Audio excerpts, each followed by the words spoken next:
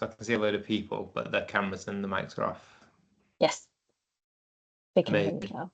They can hear me. Oh, great. So we're live. Okay. So welcome, everyone, to the MeasureUp Showcase. We normally give everyone a couple of minutes to arrive because, online being what it is and people in back-to-back meetings often struggle to get here for the start. So, yeah, Neil will give me the nod in a few moments and we'll begin with the presentation.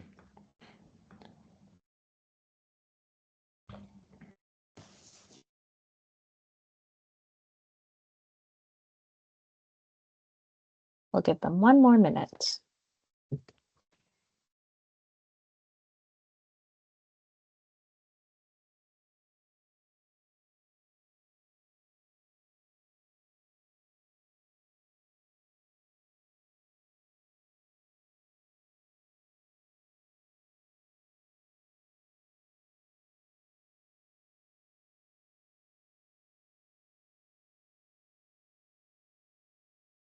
I think we can start then. We're at about 50 attendees. Amazing. So yeah, welcome everyone. Hello, and welcome to the MeasureUp Summer Showcase. It's beautifully illustrated by this nice picture of a pool with a rubber ring in it. So I'm going to give you a quick rundown of what we're going to talk about today. I'll start by introducing myself. I am Ben White. I'm the Managing Director of Impact Reporting. Impact is one of the founding partners of MeasureUp. And I'm joined by Neil, who is the Communications Director. Also works at Impact, but is the Communications Director of MeasureUp. And Neil is doing all the controls there, and we'll be talking to you a little bit later on in the meeting. But I'm going to start by doing a recap of why MeasureUp, what MeasureUp is, why we kind of came to sort of, do this endeavor that we're part of, and just give a little brief explainer. So people who fully understand MeasureUp and are just here for the news, you can kind of zone out ever so slightly and click through your emails on this section. I'll try and introduce some new stuff if I can. But yeah, we're going to get into the meat of things in Neil's section, where we're going to talk a little bit about the developments that have happened since we last spoke. Cool. So I'm going to start by asking I've just got a message about someone got some difficulties with the sound. Can I just check, has anyone else got difficulties with the sound before I go on? Nothing else being reported, is there not, Neil? No? Okay, good. So Neil is on the chat and we'll try and help diagnose as far as we can. Obviously, some of this is Microsoft's issue, but yeah, we'll try and sort that out if we can. But thanks very much, everyone else. So I'm going to start by talking a little bit about why we came up with the idea of MeasureUp as a framework and what we mean when we talk about evaluation framework. Ben, can I just interject to say that we are recording this webinar and I will be sharing the presentation, the recording, and anything that we discuss afterwards in an email. Fantastic, thank you. Brilliant. So, as I said, I'm standing in for Catherine on this, but hopefully I'll do a good enough job of explaining a little bit about the origins and the kind of, I guess the mission of what MeasureUp is. So I think a good place to start is by asking a really broad question. And what is well-being?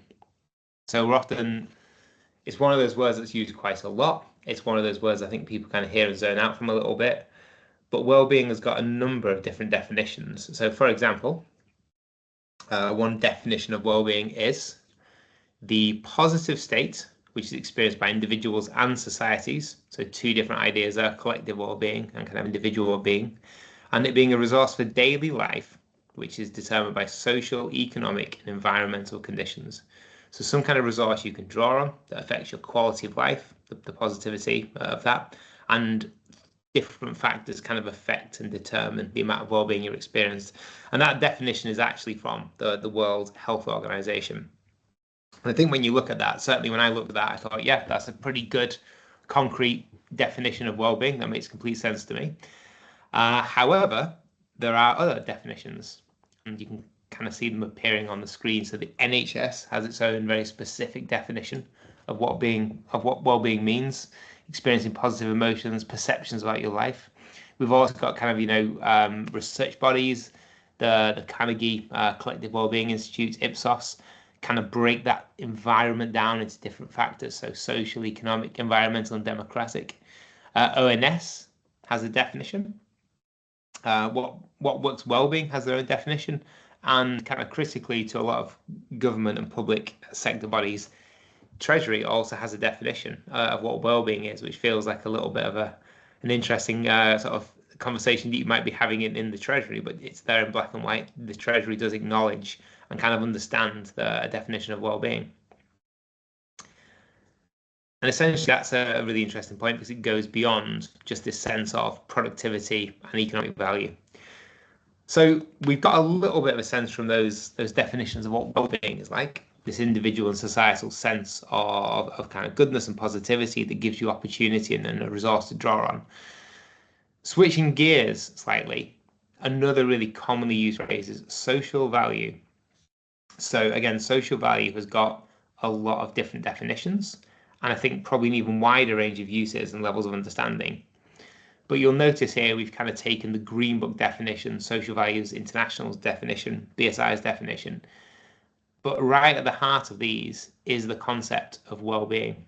So for the Green Book, it's the impact on the well-being of the whole population.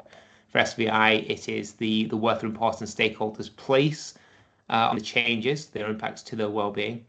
And for BSI, it's the generation of personal and collective well-being over the short and long term. So this idea of sort of well-being as experienced by people and societies is absolutely central to the concept of social value. So digging further down the rabbit hole, we know that well-being is this kind of positive state. We know that it's really central to the concept of social value, but in that name itself is this question of what value really is and how can you value things. So for example, banana. So what I'd like everyone to do, if you can kind of bear with me, we can see on the screen a sort of fairly nice looking ripe banana. I want everyone to tell me what they would personally value that banana at. So if you can just type into the chat, it's not a bidding war, there's no real banana, but type into the chat how you would value that banana.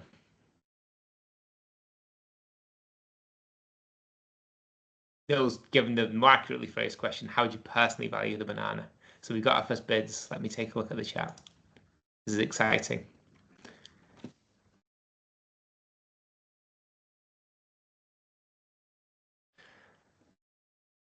Someone's got access to very cheap bananas or else doesn't like bananas. So we're going from 30p upwards. 89p, very precise. This is great. So after the gym, priceless. So particularly valuable in that context.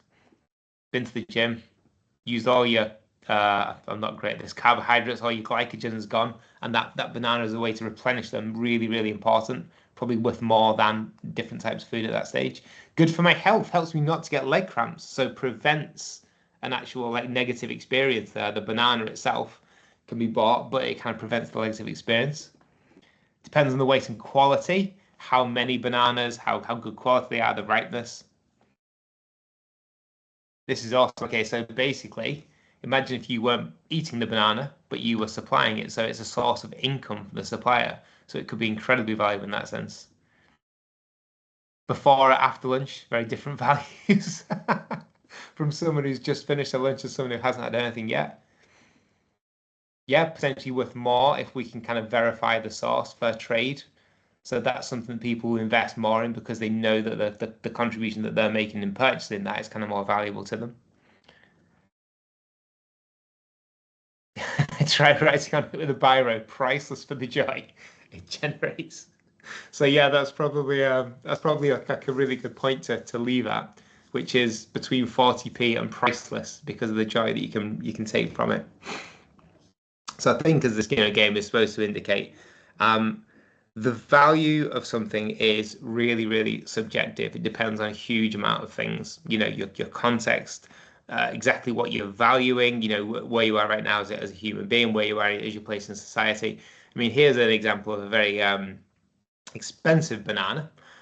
This was a banana that was kind of sold as a work of art and kind of, I guess I'm not a critic, but part of the kind of the value of this was demonstrating the disconnect between the value that was placed on a banana sellotaped to a wall, and the value of it is a piece of art. So this guy bought it for $6.2 million, which is a pretty expensive banana, and then proceeded to eat it. And again, trying to actually trace back the value that was gained in the notoriety for the artwork, buying the artwork, not only buying it, but then destroying it by eating it, is a really difficult thing to sort of understand. And part of this may be sort of like a calculated move. Part of it may just be because he's got such a lot of money, he can kind of do this stuff. But it just goes to show like how mutable this idea of financial value is, and kind of how limited it is as a precise definition of value. So having made a lot of points, one of them including bananas, I just want to do a quick recap. So we know that social value is really all about well-being and people at the heart of it. And no matter what you've seen in terms of being represented in numbers and data and figures and graphs, it is all about well-being and people. And we also know that value is really subjective.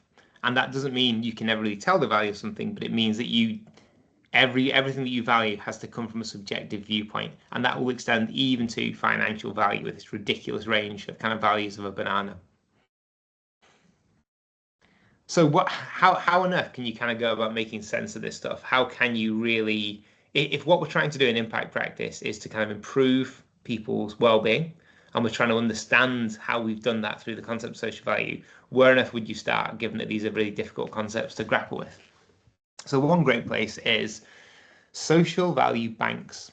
So there's a lot of different standards out there that we refer to as social value banks that try to ascribe some kind of value to an activity or like an impact driver. So different people use different types of research and value these activities in a different way. So we can see a bunch of them on screen. More often than not, these valuations are drawn from kind of the ONS national statistics databases. People then run different types of analyses on them, weight them in different ways, kind of attribute different sort of constraints to them. But basically, a lot of this is based on publicly available ONS data and just sort of interpreting it in slightly different ways. So while there are a proliferation of banks, the activities within them and the kind of source of like ultimate evaluation information is more often than not pretty similar or near identical. And yeah, there has been one of the trends, we've been doing this for a while, and one of the trends that we've observed over the years is that we've become quite fixated on turning everything into a monetary value by some form or other. So essentially kind of almost like to kind of make a, no joke intended, a currency. We've ended up valuing a lot of activities on a simply monetary basis. And there is a really good question. There was a local LJ letter to the role about the role of the VCSE sector, which we sort of had a conversation with them on LinkedIn about back in 2024. And one of the central points was this, and it's something that kind of really resonated with me because my background is within working with small purpose-driven organizations, charities, community groups, etc. And it was that essentially sort of tools that value purely on a financial basis and look at economic value really neglect things like well-being, social innovation, community benefits. So if you can ascribe an economic value to something like a job, which you absolutely can, and it's a really positive thing, is that the only intervention you can make in a community that really makes a difference? If you can value something easily, like a job or apprenticeship or a training course, because it's got an easy economic value, does that make it more important than a really complex intervention with a group of vulnerable people? If you can't value that because it's such a kind of deep and meaningful way to affect their well-being, you can't then compare it to job creation. You can't kind of get a level playing field for all these people that are trying to kind of do good within their communities. So job creation is fantastic, but because it's so easy to value, it sometimes obscures some of these kind of more deeper kind of interventions that are more well-being based than purely economically based. We've got a question. I'll go to the question if that's okay, Neil, rather than kind of go back to the end, because I think it's kind of pertinent. Is there a national standard or kind of a way to have like a national standard for a social value bank? There isn't. There is no social value bank of England. That's kind of quite a good idea, actually. The closest thing that we've got, though, is the Green Book Treasury guidance, which does prescribe a series of practices. And what you'll find is a lot of frameworks kind of fall within that. MeasureUp is one of the frameworks that kind of follows that guidance. I think most of these on the screen also do as well. But that is the closest we've got. So it's not a standard set of values, but it's a standard set of like coming to those values and working toward them. So it does give that degree of standardization for anything that aligns with the Green Book. Although don't test me on any deeper knowledge than that, because that's probably where I'll refer back to. I'll take that away and speak to Catherine. But yes, we've got these social value banks, and the sort of the trickiness this creates, I think, is because there are so many of them, and because people are so confident that the bank that they're working for and using is the best, and because they are, in all honesty, quite complex in terms of their use, and often not particularly transparent in the way that these values have been come to, or even accessible. Some of these are kind of essentially sort of locked away behind paywalls or linked to software or so on. It does get it does create this sense of like social valuation world being a little bit like shark infested waters. So in the early days of image generation, we got a load of giggles. Matt Howarth, our founder, sort of was messing around with this and came up with social value shark, which is the friendly creature you encounter in these waters who tries to sort of explain why his values are the best values and the ones you should be using. But it does feel like a really off-putting environment. It does create a sort of sense of disengagement because people don't want to get this stuff wrong. And it kind of potentially then limits the social valuation work to the sort of the experts, the practitioners, the people with the resources to pay for it. And it kind of moves it a little bit away from, the remit of society in general. So we didn't really like these shark-infested waters. Obviously, the founding partners of MeasureUp kind of swim in them quite a lot due to the nature of our work. So we all were a bit frustrated and we came up with this idea. So MeasureUp was born by a team of experts in social value. You can see kind of the founding partners, Impact, PID, and State of Life on the right-hand side. But everyone had the shared aim of kind of making impact measurements accessible to everyone. So the easier it is for organizations to kind of access this information, the better decisions they make on behalf of their communities and society, the faster we bring change. And MeasureUp is designed to kind of accelerate that, as opposed to just kind of, be another social value bank. So our plan is like a clear, transparent valuation that is used to inform decisions about awarding contracts, about services, about business decisions, that is available to everyone. The framework is available entirely for free. The first free and open source platform allows anyone to value their activities using the framework.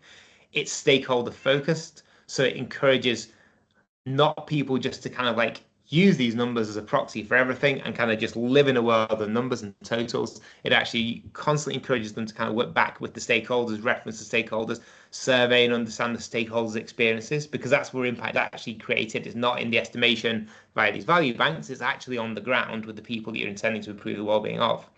And yeah, we try to spotlight kind of underrepresented things. So we know there are a lot of really deep and meaningful interventions that are kind of flattened a little bit by the valuation bank processes because they're quite interesting and intricate and hard to measure. So we try and be the opposite of that and really spotlight the interesting stuff that brings real change and well-being to people's lives. So we've been on this journey for, I think, kind of just coming up to 1 year since the sort of public launch. But I want to kind of leave you with, moving into the nil section, is this idea of social value is all about well-being of people. Value is subjective, even financial value. And so we try to create a framework that allows you to ascribe value to things, that is focused on well-being of people, but also is completely open, completely transparent, and gives everyone the flexibility to kind of make the biggest impact possible, as opposed to just work within the constraints of the value bank that they're using. So I think I shall pass over now. And oh yeah, sorry, 2 more points on my slides. Yeah, really critical though. Practice is emerging. You're not missing something if you are confused. The key is to be transparent, is to not be put off and think that you're doing it wrong, is to kind of understand how to do the basics, do that, learn, be transparent about your journey. It is your practice. You do not know less than people who create these banks or use these banks or talk about them very confidently. You know where you're making an impact. Have a go at this practice and build over time. Do not let the complexity or the way it's presented lock you out. Or the sharks in the water. Or the sharks. Swim with the sharks. Find a friendly shark, which we would like to think is us, and swim with that. Maybe we're the dolphin. I don't know. But yes, I shall pass over. Hi everyone, it's Nil. I apologize. Usually Catherine would be doing some of this, but she is off sick today. So we are sending our love and we hope we can just give an update on what's been happening with MeasureUp. Obviously, we launched back in October of last year, and so much has happened, and there has been such an onslaught of support from the social value community. We just have to say thank you. We really hope that we've built something that is useful to everyone. And the premise of it has always been to give back to the community. So I am going to cover what has been happening at MeasureUp, what's been new, what are some of the exciting developments we're having. I thought it's actually really interesting, Lucy, that you've messaged and said we've started to utilize things like Tom's and then go further alongside with MeasureUp where they align and explain why they have a place together in different types of commitments. That is exactly how we hope to see MeasureUp used. We know that there's other valuation frameworks out there. It's really for us to build out MeasureUp to give representation to some of the values that may not be captured in those other frameworks. For us, we've been working on what we're calling our ideal value set. So not only are we trying to build the depth of MeasureUp, but also the breadth. So one of the things that Catherine and the advisory board have been working on is talking to the VCSEs, working with the local authority working groups to build out an ideal value set that actually aligns to what they need, what is not found in the other frameworks, and really aligns to things like the 10 dimensions of well-being, which is ONS, reflects some of the things that procurement is pushing, and most importantly, it surfaces things that are not the easiest to measure. So there's examples in there that's related to STEM, they're related to diversity, digital inclusion, things that are just lost sometimes, right? And I'd be curious to know what else people would love to see be in the value set. And one of the things we are doing is we're going to be publishing this very soon. But what I would say is if you'd like a sneak peek, I'm happy to share it with you. And it's a progress draft document. But if you email us at hello@measureupmeasure up.org. We will share it with you and we'd love your feedback. But really, this is coming soon. And the aim is for all of this to be published in the coming months. And that means that some of them have come through. So the newest values that we've published in the past 3 months have been around a mixture of things around education, mental health, what we do, and digital employment. What I would recommend everyone do is visit our website and you can see these values published. There's never been an email capture or a paywall, and that's how it will forever stay. And that means we've published some of these and it's ready to go. It's ready for everyone to use. So I'll just quickly talk you through some of them. So the Young Person's Wellbeing Program, originally this was bucketed into a larger value, and we realized it would be better off if it was split. This specific one is focusing more on the well-being change related to young persons and the curriculum changes that have happened in the UK. So it's much more up to date. The next one, service provision for mental health. This goes into the fiscal and economic cost of mental health issues to the NHS and the UK. And the other one, funny enough, that I really thought was interesting was the supporting of charity shops and what the social value of that is. And that includes donations, staff, volunteering, working there, and shopping there. And that's not something that, some of these other frameworks have, but we find that a lot of the people we're talking to want that as a value. And the next one is actually really near and dear, I think, to all of our hearts. Exposure to workplace technologies. As a software company and someone that works in front of a computer all day, what is the impact of that? What is it having in my well-being? What will happen when AI is everywhere and anywhere? Because we know it's coming, we know it's happening. What's the impact on robots? All of that are things that we have to really look at and be mindful of. And these values were here to help you with that. Do we have one for community development rather than specific themes? I will let Kubra answer that because there are some that are coming. Stay tuned. The other one that we've also been working on is the environmental side of MeasureUp. So when we first launched, there were 5 values related to, and they were quite broad. And what we realized is, speaking of depth and breadth, there was a lot more that people were asking for, specifically on the environmental side. So what's been published is on the left-hand side, and these are all aligned with HM Treasury's Green Book, along with the UK SECR and the Greenhouse Gas Protocol. So those have been published, they're ready to go. Feel free to use. What is coming is more related to waste management, habitat conservation, and pollution control. And that has been because quite a lot of people that have been on this journey with us have also come to us and said, look, we don't have information on this and we'd love some more. So what we are also doing is having a webinar on September 10th with Alan Little, who works at State of Life, but in case you don't know, used to actually work and wrote most of the Green Book guidance. And he's been working with us as one of our partners to build out the environmental side of values. So that is coming. I will, in my follow-up, I will be sending out registration because I'll open that up. And if you'd like to learn more about it, by all means, come join us. Next slide. We've also been working with PRD, one of the partners, on local needs analysis.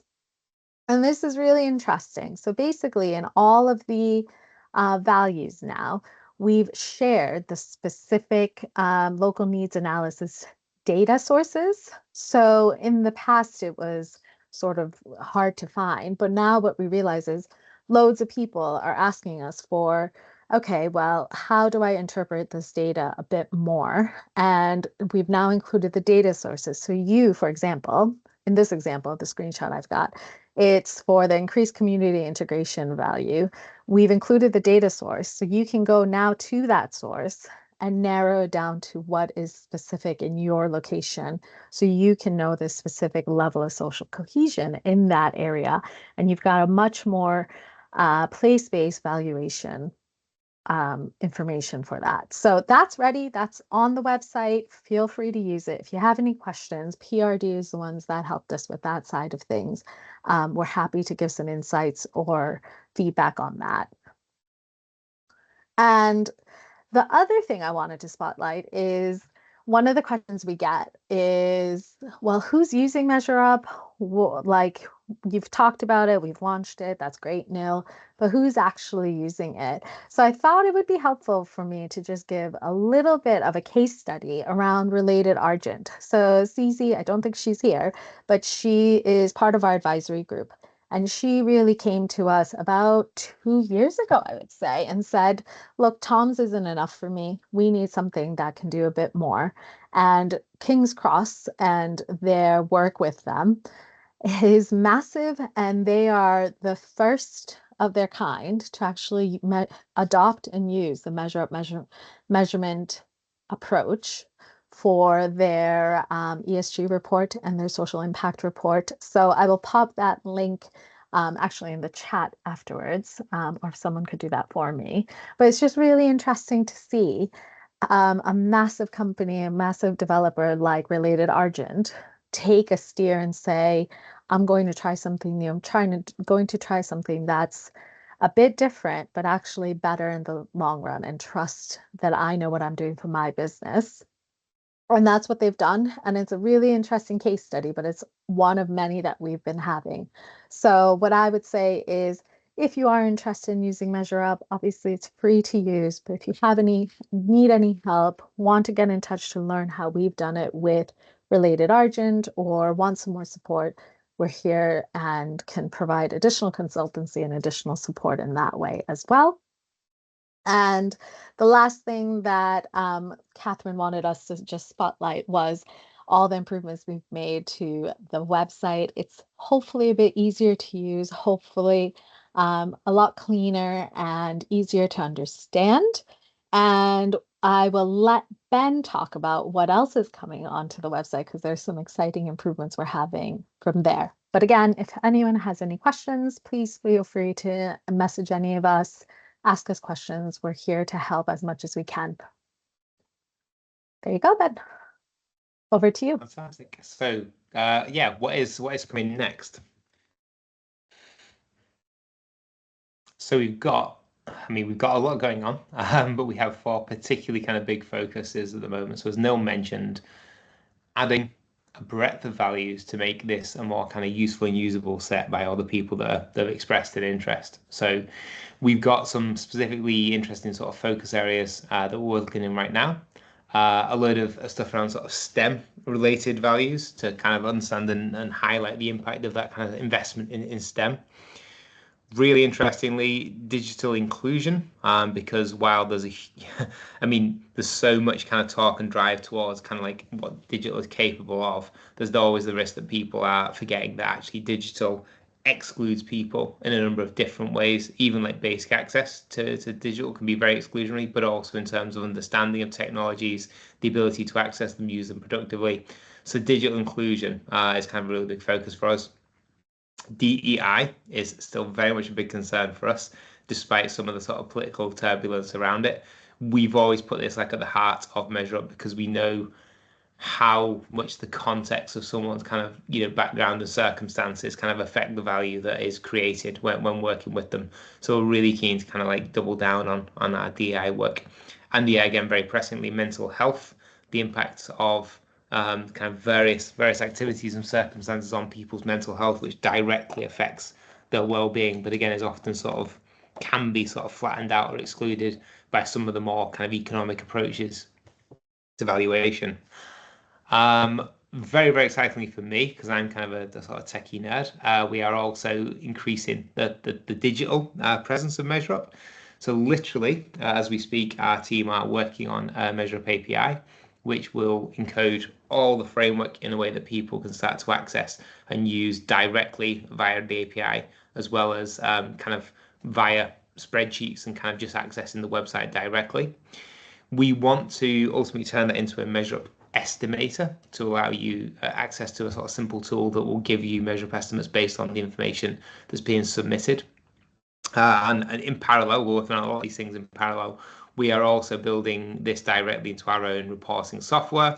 So we've kind of got a demonstration of this with a bunch of values that allow you to capture activities, understand the MeasureUp value, and see the different lenses of output, sort of the economic, the well-being, the environmental. We're building it so that you'll soon be able to access all of these values live from the API in the tool and get kind of constant, accurate valuation of your work. In terms of framework adoption, really critically in the UK, huge amount of this stuff is being driven by the sort of like the Social Value Act and the specification from Parliament that we need to be accounting for social value in all of our kind of like local government work and tender awards. So we're actually working with a select group of local authorities around how they can adopt sort of MeasureUp and use some of the higher value valuations and the more kind of community focused and sort of stakeholder focused valuation practices alongside what they're already doing. This is a really interesting group. It's all about kind of making MeasureUp easier and easier to use and adopt in concert with what you're doing, as I think someone mentioned earlier. So again, if you're interested, if this kind of is something that you would like to find out more about, please do contact us about the kind of findings of that group, and also if you want to be a participant. And finally, this is when we need the kind of volunteering slide with the guy pointing at the screen. But yeah, we are asking people to sponsor values. So we're increasingly dealing with phone calls from people who say, we love the idea of what you do. We do this really interesting thing that we don't find a value for, and we'd love you to value it for us. And what we always say is absolutely, we would love that. And we would also love to share that work with the MeasureUp set so other people could benefit from it. So essentially, you get exactly the valuation you're looking for your precise activity, and we can then generalize that enough to kind of put it back into the value set. So you're also contributing in that way and letting other people run similar activities get a sense of, the value that they might be generating. Particularly cool projects we're working on at the moment. We're working on understanding the value, which is, again, probably one of those questions like the banana that will have a range of different responses. We're also working on understanding the value of supporting people through like an entrepreneurial journey, even if their business doesn't ultimately succeed. So rather than just looking purely at put money in, invest in entrepreneurs, generate money for the economy, what is the impact on the individual if that ultimate payoff doesn't happen? Because you're finding people strengthening skills, becoming more resilient, broadening the horizons. That's got a massive impact. So we're really interested in doing that work for anyone who's got a really impactful activity that they want to value. And we are even more interested in sort of allowing that to be then pushed back into our value set so everyone can benefit. Can you quantify the social value of sponsoring a value? We probably could. We could. I think, Cooper, that's a challenge for you. Some kind of meta-analysis. We can then offset that against the cost somehow. You can get very meta with this stuff, but that's a really good question. So actually, questions are appearing left, right, and centre. Neil, should I kind of take these now, or should I sum up and come back to them?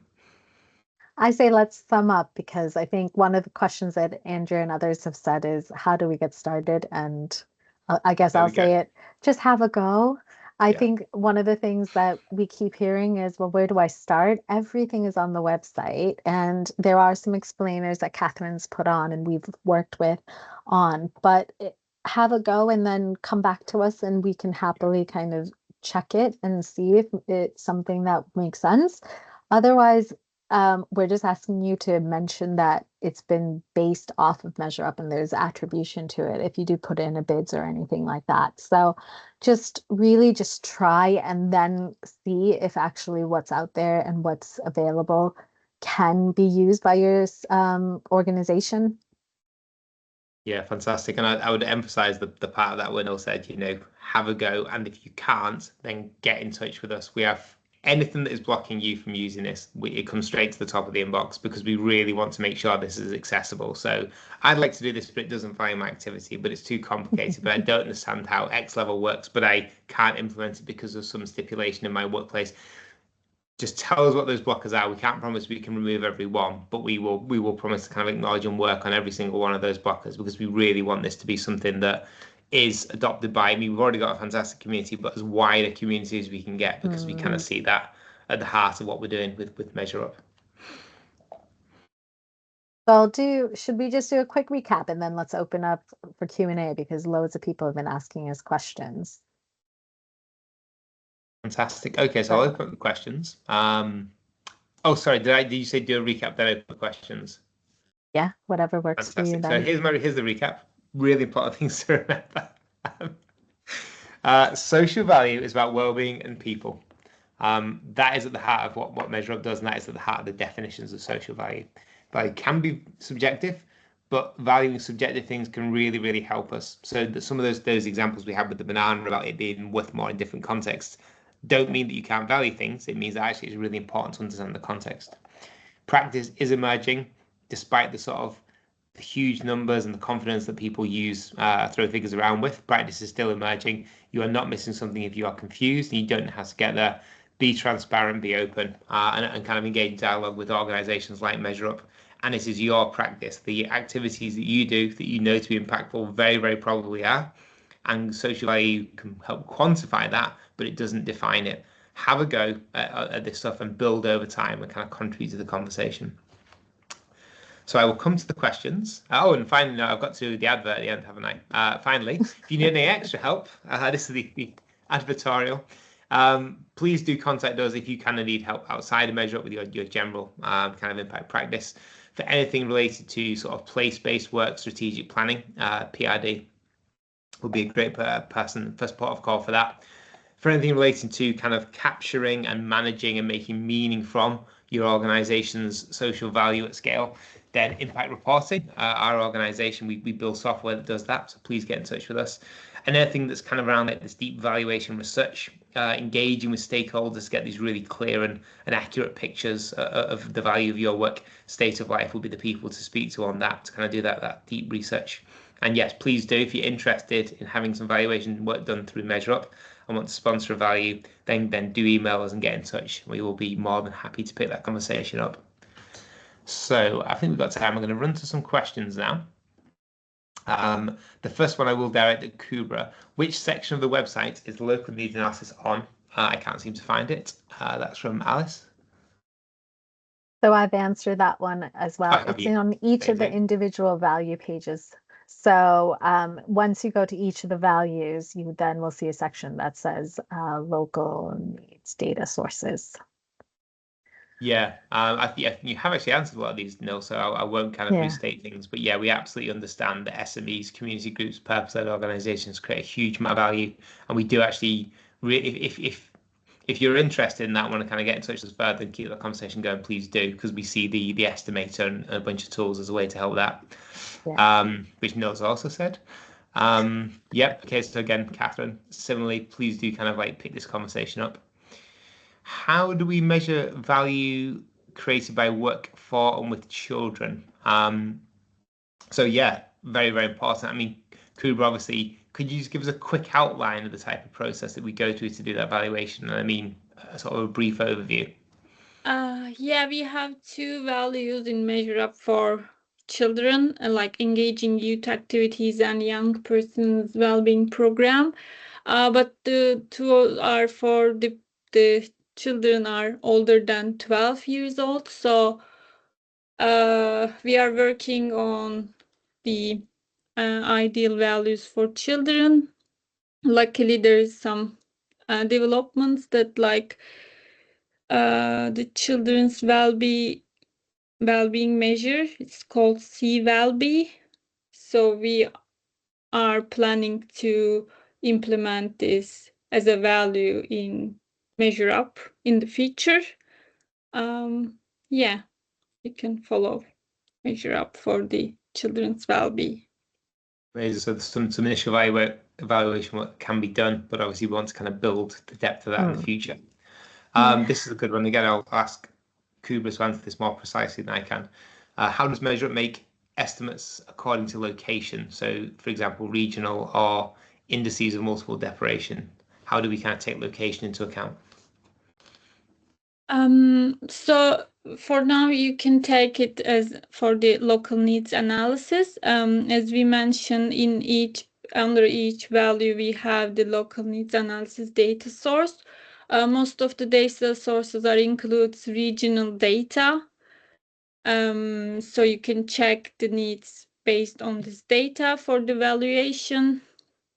Currently, we don't have a separate valuation for local areas.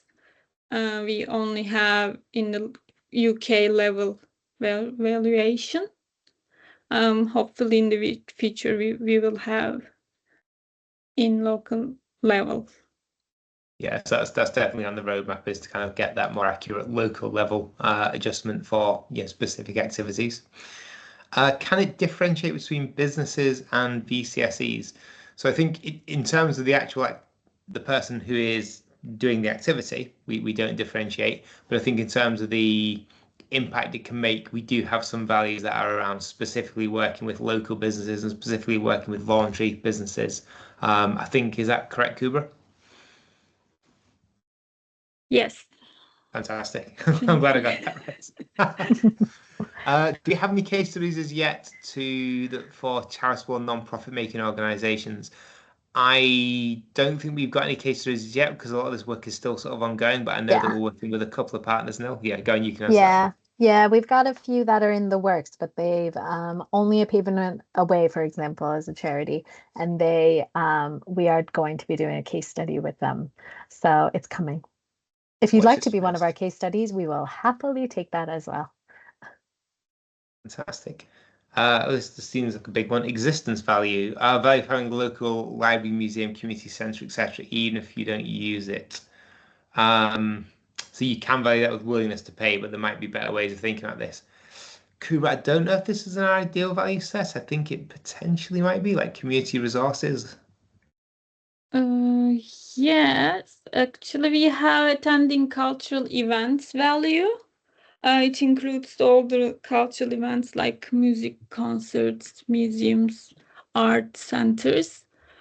But we don't have a specific value for library, museum, or community centers. Yeah. But it's a good idea. It can be added to ideal value sets. Brilliant. Yeah, and I think this is potentially more like the availability of the resource as opposed to the event. So again, that's another interesting angle. So yeah, we'll make a note of that and put it on the list, and hopefully get to valuing that, unless of course there's a sponsor who steps up. It's all great stuff, really positive. Oh, okay, lovely. Yes, thank you very much, Anton. Yeah, we're definitely trying to kind of make a different approach to sort of valuation. Business Ben resilience. Oh, James. yes. Oh, sorry. I was going to say Ben James is. Have you had any feedback on using your frameworks and methodologies from those who are bidding for contracts? So we've got a local government working group, and they're helping us kind of provide that feedback and do that. It is something we are working with, and Catherine does have a bit more intel onto some of that, but the general premise has been it's still hard to move. That's the reality, is still a very entrenched process, and people are a bit more risk averse to it. And what we've heard from quite a lot of people has been get the it needs to be a public approach where people are asking for it and saying they want to use this, and having more of that conversation openly, where people will then start to agree to it. So basically the councils need to be asking for that, or saying that that's okay, and then people who are submitting need to be also promoting it, and then it will bubble up, is what we've been hearing. But it is still a process that we're going through, to be honest with you. So far it hasn't been, as in feedback on the frameworks, that hasn't been questioned. It's more the concept of even using something outside of Tom's and things like that that gets pushed back, if that makes sense. That's the sort of the next thing that we're really working on, is how to kind of work within the systems, because the systems have to be fair, they have to be consistent, they have to be kind of easy to use. We don't really want, what we want to avoid is to sort of think that we have to work to such a simplistic level that we lose the meaning of the framework. So at the moment, I think we've probably kind of worked with selected people about how we could integrate and use MeasureUp as a more value add than kind of replacement. Lucy says we have been successful in LA bids where we've used MeasureUp alongside Tom's. Oh, so that's great to hear. That's news to me, Lucy. I will definitely catch up with you after this. Yeah. That's great to hear. Got a case study here now. Yeah. That's awesome. Do you know what it is? Brilliant news. Yeah. Do you know what it is? Because we don't gatekeep this, we don't have a paywall, we don't have an email. It's out in the wild, right? So unless someone comes to us like Lucy and says they've had that success, we don't know. And we'd love to kind of find that in a better way. But to gatekeep it means we then lose out on the premise of it being completely open source. So Yes. Open source. Okay, but that's brilliant to hear. I'm just going to kind of keep running through these. I'll be conscious of time. So interesting one from Jael Williams. I need help convincing at least 2 of my clients who initially committed to measuring social value and now clearly focus only on economic impact, the value of a connector role within a system. And that, absolutely, and that is one of the hopefully unintended consequences of some of the valuation work, is kind of reducing everything to the simple to measure, simple to capture, which then kind of focuses all the effort and energy on that, and that that isn't benefiting the overall creation of social value. So it's really good to hear. Well, it's interesting if people grappling with that, and hopefully MeasureUp is a powerful tool to kind of display the range of value that can be created. Is there a plan to work with schools? The huge impact you can kind of make if you are working with people at a very young age. Again, Kubra, I'll sort of just check in with you in terms of what type of sort of school intervention is on our list, and if we need to add some more. Again, it is in our ideal value set, like career guidance and mentoring for employment kind of values. We're currently working on that. So amazing. It's coming. There's lots of suggestions there that we can pick up and add a bit more depth to. Sorry, no. I just said it's all coming. Sorry. Do you have any templates that help us get started? Really good question. We want to build an online estimator as soon as possible to kind of allow for that. We are also working on a kind of downloadable spreadsheet version for the sort of slightly lower phi, probably easier to do. So yeah, as soon as we've got working kind of calculable templates for MeasureUp, we'll make them available on the website in one form or the other. Some thanks. Yeah, the news about being successful in a bid. Yes. Okay. I think. Yeah, exactly. So Sarah's kind of come back to that point around the concentration on kind of research on adult mentoring. That means more people think, oh, adult mentoring, that's a good idea. So I thought I'll do more of that, and it kind of then excludes, some other activities. So yeah, we'll definitely make sure that we're kind of focusing on some of that work with younger people. Brilliant. Okay, so that's it. So that's all of our questions. Can you send out an invite to the September event with the alumni list, please, so we can all sign up? I'm sure, Neil, that'll be absolutely the first thing you do after this. So to recap, the recording, the stack, a recap of what we discussed, the link to Alan's registration, which I will get live today, and any of the links that we mentioned on the session, we will share as soon as I can get it all over to you guys. Thanks so much for all of your interest. This is so nice to hear from. Yeah, thank you very much. And yeah, really appreciate everyone's time. Look forward to seeing you soon. See you later, guys. Bye.